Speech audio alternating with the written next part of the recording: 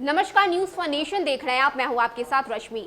नेता प्रतिपक्ष तेजस्वी यादव ने इस बात का दावा किया था कि बिहार में 2 से 3 महीने में एनडीए की सरकार गिरने वाली है, लेकिन इस हल्के से बयान के बाद बिहार की राजनीति पूरी तरह से बदल गई है। इतना ही नहीं, एनडीए की तरफ से तेजस्वी यादव पर पलटवार किया जा रहा है और उनसे कहा जा रहा है कि आप दिन में सपने देखना बंद कीजिए। ये हवाई बातें जो आप दे रहे हैं, तो ऐसा कुछ भी नहीं होने जा रहा है। एनडीए सरकार पूरी मजबूती से बिहार में अपनी सरकार बनाई रखेगी, लेकिन इस सब के बीच कहीं ना कहीं एनडीए भी डरी हुई है और यही कारण है कि नीतीश सरकार अब बिहार में खाली पड़े निगम आयोग को और बोर्ड को भरने की पूरी तैयारी कर ली है। क्या कुछ अपडेट्स है हमारे पास, आपको पूरी जानकारी विस्तार से देते हैं। बिहार में लंबे समय से खाली पड़े कई आयोग, बोर्ड और निगम के पदों को जुलाई महीने में भरा जा सकता है। मंत्रिमंडल विस्तार के बाद एनडीए के नेताओं से लेकर कार्यकर्ताओं तक की नजरें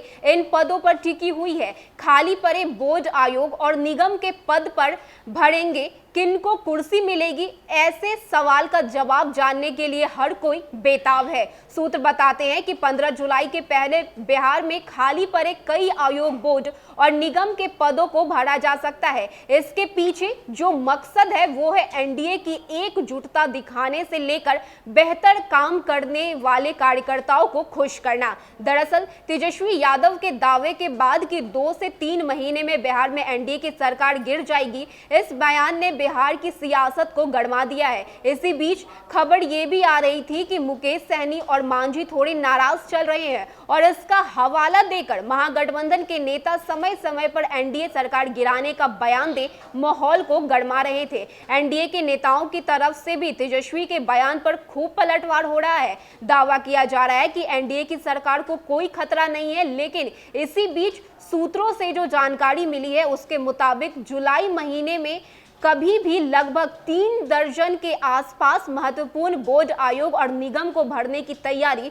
शुरू हो चुकी है। दरअसल बिहार में लगभग 3 दर्जन महत्वपूर्ण बोर्ड, आयोग और निगम खाली पड़े हुए हैं। इसके साथ ही 20 सूत्री भी अभी खाली है। सूत्र बताते हैं कि बिहार में कुछ प्रमुख आयोग और निगम के खाली होने पर विकास से लेकर दूसरे महत्वपूर्ण कार्य प्रभावित हो रहे हैं। साथ ही विधानसभा चुनाव के समय से लेकर सरकार बनाने के बाद एनडीए के महत्वपूर्ण नेताओं और कार्यकर्ताओं की उम्मीद पूरी नहीं हुई थी। ऐसे में उन्हें भी बहुत जल्द संतुष्ट करने की कोशिश की जा रही है। इसके साथ ही जिनकी नजर एमएलसी की कुर्सी पर थी और नहीं मिली या फिर चुनाव हार गए, उनके साथ साथ जातीय समीकरण पर भी विशेष ख्याल रखा जा सकता है। सूत्र ये भी बता रहे हैं कि भाजपा और जेडीयू के बीच बराबर बंटवारा हो सकता है और जेडीयू अपने कोटे से हम और भाजपा अपने कोटे से मुकेश सहनी को दे सकती है। जो फॉर्मूला विधानसभा चुनाव के वक्त हुआ था